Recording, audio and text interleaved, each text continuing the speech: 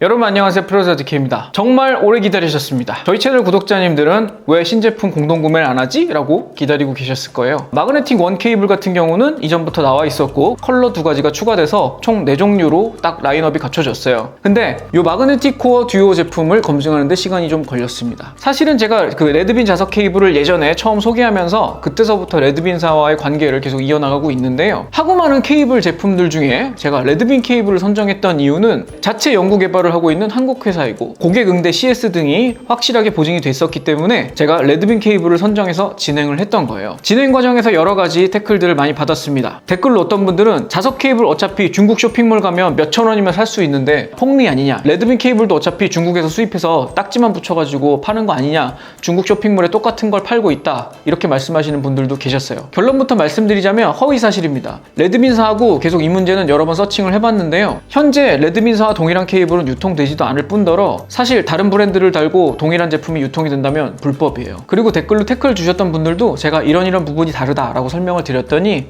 다들 수긍하셨어요. 그래서 오늘은 어차피 여러분 자석 케이블이 뭐 하는 건지 다들 알고 계시잖아요.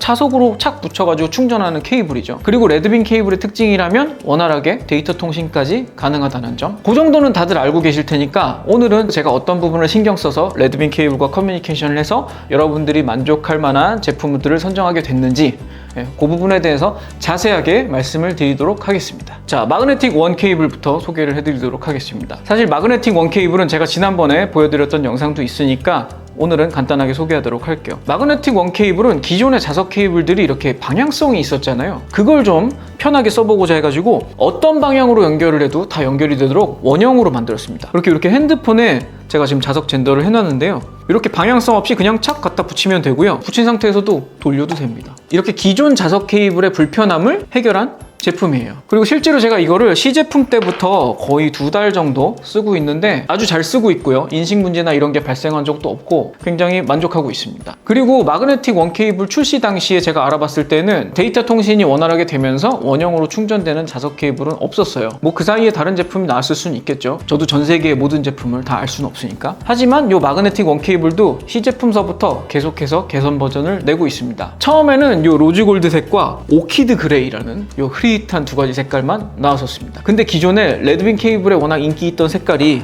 요 버건디 레드와 미드나잇 블루 아니었습니까? 저를 비롯해서 많은 요청이 있었나봐요. 2가지 컬러가 추가돼서 총 4가지 컬러로 바뀌었고요. 그리고 초기 시제품 모델서부터 뭐 자력의 세기라던가 이런 걸 조금씩 개선해 나가면서, 그래서 지금 판매하고 있는 제품은 제가 예전에 소개해드렸던 시제품 시절보다 훨씬 좋아진 개선품이에요. 지난번에 마그네틱 원 케이블을 소개했을 때 여러분이 궁금해하셨던 점을 정리해서 한번 다시 말씀을 드리자면, 일단 고속 충전 됩니다. QC 3.0 고속 충전을 지원하고 있고요. 그리고 케이스 씌워진 채로 꽂히느냐, 이 점은 저도 생각을 못 했었는데, 저는 왜냐하면 핸드폰에 케이스를 잘 안 씌우거든요. 케이스를 씌우고 꽂을 수 있느냐, 자, 이렇게 단자를 보시면 이렇게 기기에 꽂히는 부분 다음에 플라스틱 요만큼의 마진이 있습니다. 얇은 케이스를 쓰시는 경우에는 충분히 케이스에 꽂은 채로도 이 원 케이블을 사용하실 수 있습니다.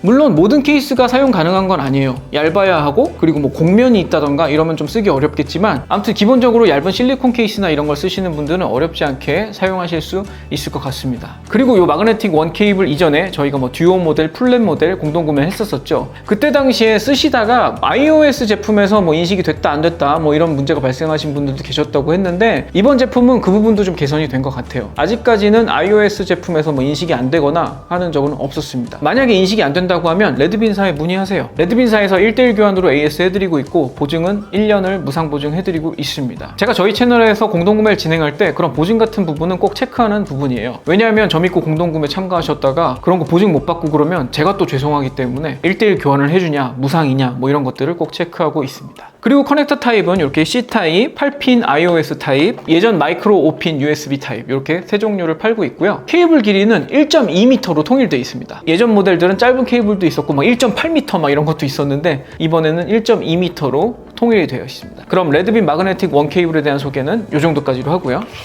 사실 오늘의 주인공은 이 마그네틱 코어 듀오 제품이 되겠습니다. 여러분, 솔직히 말해서 마그네틱 원 케이블 같은 경우는 원 케이블이 편하긴 하지만 다른 경쟁사 제품들도 많이 있습니다. 그런데 USB PD 관련 제품들은 거의 없어요. 저처럼 뭐 맥북 프로를 쓴다던가 아니면 요즘 USB PD 충전되는 그런 기기들, 닌텐도 스위치라던가 최근에 뭐 IBM 노트북 혹은 뭐 삼성 갤럭시 북이라던가 최근에 출시된 USB PD 충전되는 기기들을 사용하시는 분들은 USB PD 자석 충전 케이블들을 찾아보신 분들이 꽤 많으실 거예요. 근데 판매하고 있는 제품 자체가 굉장히 적습니다. 저도 처음에 굉장히 의아했어요. 사실 항상 그렇지 않습니까? 애플에서 뭔가 내면 뭐 호환 액세서리 같은 거 막 쏟아져 나오는데 유독 USB PD 충전에 관련한 제품들은 많이 나오질 않더라고요. 그게 왜 그랬던 건지 저 이번 기회에 확실하게 알게 됐습니다. 일단 저는 이 마그네틱 코어 듀오 제품을 사용하기 이전에는 동일한 컨셉의 베이서스 제품을 사용하고 있었어요. 그걸 제가 저희 채널에서 소개해드린 적도 있죠. 근데 저 같은 경우는 크게 문제없이 잘 사용을 했었는데 컴퓨터 관련한 커뮤니티들을 가보면 그 자석 충전 커넥터 제품을 쓰다가 포트가 고장났다 이런 분들을 심심치 않게 볼 수 있었습니다. 불량 제품이 걸렸나? 뽑기 운이 나빴나? 이 정도로 생각을 하고 있었습니다. 근데 알고 보니까 그게 그렇게 심플한 문제가 아니더라고요. 자, 이게 USB PD가 조금 골치 아픈 부분들이 있더라고요. 보시면 USB-C 타입 단자의 핀 배열은 이렇게 생겼습니다. 이렇게 총 24개의 핀들이 있고요. 이 핀들은 이쪽 방향, 이쪽 방향 어느 방향으로 꽂혀도 문제가 없도록 12개의 동일한 핀이 두 줄로 반대 방향으로 들어 있습니다. 이렇게 24개의 핀이 그 작은 USB-C 단자에 굉장히 오밀조밀하게 들어 있죠. 일반적으로 USB 충전이라고 하면요, 5V 2A 이 정도의 전력을 사용하고 있는데 USB PD 같은 경우는 이 좁디 좁은 USB-C 단자 안에서 최대 100W까지 강력한 전력을 사용하기 때문에 굉장히 고도의 기술을 필요로 한다고 합니다. 일단 여기 핀 그림을 보시면요, 뭐 여러 가지 핀들이 있지만 이 중에서 전기 관련한 핀이라고 하면요, 여기 그라운드들 그리고 버스 파워를 전달하는 핀들이 되겠습니다. 그리고 여기 보면 CC1, CC2 핀이 있는데요. 얘네는 커넥터가 똑바로 꽂혔나 뒤집어서 꽂혔나 이런 걸 체크하는 역할을 하고 있습니다. 이 USB PD 충전은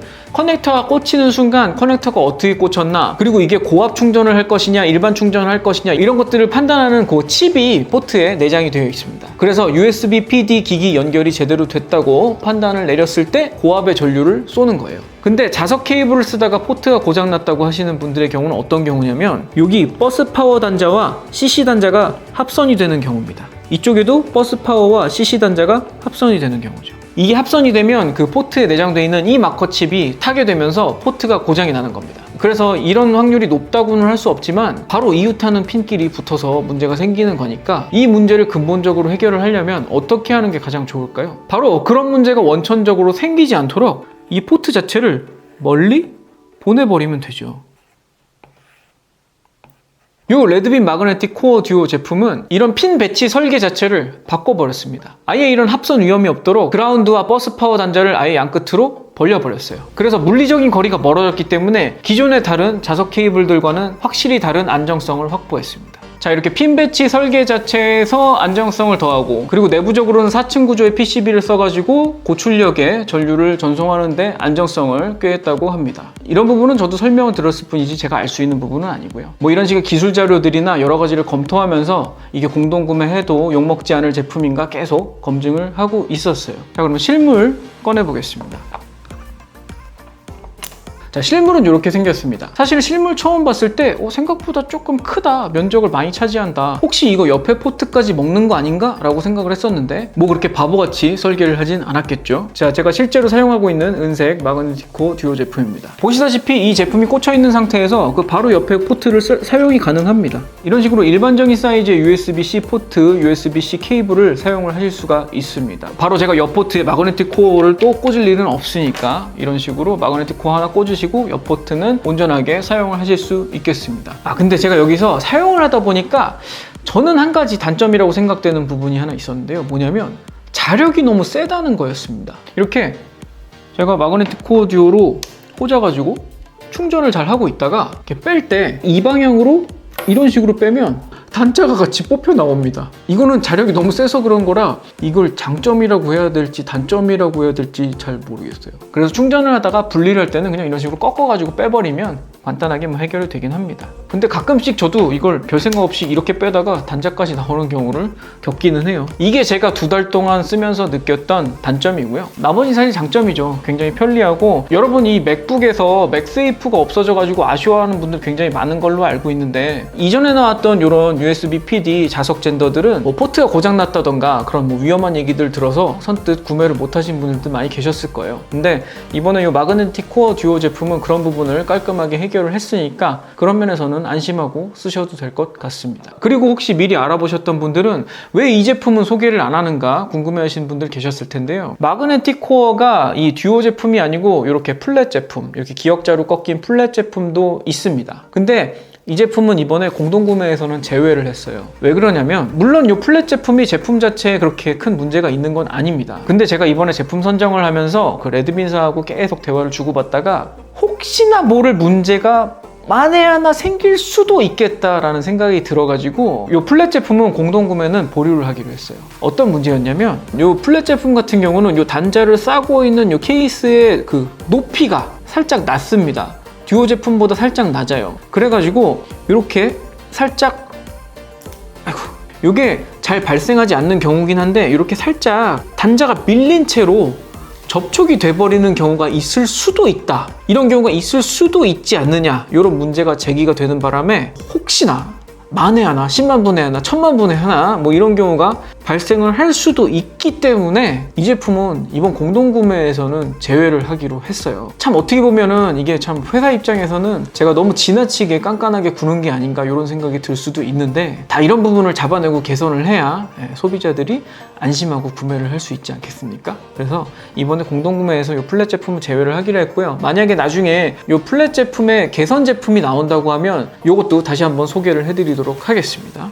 근데 듀오 제품 같은 경우는 경우가 다른 게, 자, 듀오 제품 같은 경우는 외장을 싸고 있는 케이스가 굉장히 높이가 높게 나옵니다. 그래서 얘는 잘못해서 접촉을 할 수가 없어요. 아예 닿지를 않아요. 만약에 이게 잘못해서 자석이 붙는다고 해도 단자들에 가서 닿지를 않아요. 그러니까 제대로 장착이 됐을 때만 붙기 때문에 이 마그네틱 코어 듀오 같은 경우는 그렇게 장착이 잘못되는 경우가 확률상 제로에 가깝기 때문에 이건 안심하시고 쓰실 수가 있겠습니다. 그래서 이번에 공동구매가 굉장히 늦어진 이유는 이런 굉장히 깨알 같은 문제점들을 막 하나하나 이건 괜찮나요? 저건 어쩌나요? 굉장히 제가 보냈던 메일이 있어요. 여러분, 지난번에 제가 레드빈 제품을 몇 번 소개를 해드렸더니 레드빈 회사에서 뭐 받아먹었냐? 뭐 이렇게 뭐 레드빈 회사 편을 드느냐? 이렇게 말씀하신 분들이 있는데, 레드빈사 담당자 입장에서는 정말 제가 골치 아프고 까다로운 리뷰어입니다. 제가 이번에 공동구매도 진행을 해야 되고 하기 때문에 굉장히 까다로운 메일들을 계속 여러 차례 보냈는데, 많은 분들이 댓글에서도 궁금해하셨던 부분들을 저도 전부 서면으로 답변을 받아놓은 상태입니다. 왜 서면으로 답변을 받았을까요? 제가 전화통화를 하면 자료가 남지 않으니까 서면으로 일부러 답변을 받아뒀습니다. 정말 레드빈 입장에서는 정말 무서운 사람이죠. 일단 몇몇 분들이 지적하셨던 이거 중국 제품의 OEM이다, 뭐 알리 같은 데 가면 이런 동일 제품을 팔고 있다, 뭐 이런 말씀을 주신 분들이 계셨는데, 저도 서칭을 해봤거든요. 동일한 제품 못 찾았어요. 찾으시면 저한테 좀 알려주세요. 일단 중국 제품의 OEM인가 아닌가 하는 거에 대한 답변은 뭐냐면, 공장은 중국에 있는 게 맞습니다. 하지만 설계나 개발 자체를 레드빈에서 하고 있고, 이런 뭐 4층 PCB 설계라던가 뭐 핀배열 설계라던가 이런 것들은 레드빈에서 독점적으로 제공을 해가지고 만들어지는 부분이기 때문에, 물론 중국 공장에서 몰래 뒤로 빼돌려서 이렇게 팔거나 할 수는 있겠죠. 하지만 최소한 국내 시장에는 동일한 제품이 없는 걸로 알고 있고요. 중국 시장에서도 제가 찾아봤는데 찾아보지 못했습니다. 뭐 만약에 찾는다면 레드빈 쪽으로 신고를 넣어주세요. 불법이니까요. 그리고 두 번째, 안정성 문제. 제가 마그네틱 코어 듀오 제품에 대해서는 안정성 검증을 철저하게 했는데, 원 케이블 같은 경우 이런 일반적인 그냥 핸드폰을 충전하는 자석 케이블에도 쇼트 위험이 없는가? 그 질문에 대한 답변은요, 일단 모든 제품은 쇼트 위험이 제로라고 할 수는 없습니다. 물론 자석 케이블 같은 경우는 여기 전기가 흐르는 뭐 도체가 와가지고 떡 붙어버린다든가 하면은 그러면 문제가 생길 수도 있죠. 여러분, 근데 충전기 자체가 그렇게 허술하게 만들어져 있지 않는 게, 그런 상황이 발생을 하면 충전기 쪽에서 전류를 끊게 설계가 돼 있어요. 그래서 여러분, 제가 이전에도 이런 말씀 드린 적이 있는데, 믿을 수 없는 아무 싸구려 충전기나 쓰시는 것보다 조금 돈을 투자하더라도 믿을 수 있는 브랜드의 충전기를 쓰라는 이유가 그런 부분입니다. 그런 사고가 발생을 한다고 하더라도 충전기 단에서 끊어주는 회로들이 들어있어요. 근데 만약에 그 충전기에 그 회로가 작동하지도 않았고 뭐 여기 무슨 쇳가루 쇳 조각이 날라와가지고 붙어버렸다, 이러면은 사고가 날 수는 있죠. 근데 이건 너무 극단적인 경우로 상정하는 거고, 다른 케이블들에 비해서 이 원 케이블이 안정성을 확보한 거는 전선의 두께를 표시하는 AWG라는 단위가 있습니다. 아메리칸 와이어 게이지라는 단위가 있는데, 다른 케이블들보다 얘는 24AWG, 28AWG 케이블을 쓰고 있어서 내부적으로도 다른 제품들보다 굵은 전선을 써요. 그래서 쇼트 위험을 조금이라도 덜하게 그렇게 설계를 해서 사용하고 있다고 합니다. 그리고 이 마그네틱 코어 듀오 제품도 마찬가지예요. 굉장히 안정성을 고려해서 설계는 했지만 정말 최악의 경우가 겹치고 겹쳐서, 여기도 마찬가지로 갑자기 뭐 쇳가루가 날라와가지고 붙어 있는다든가, 그 상황에서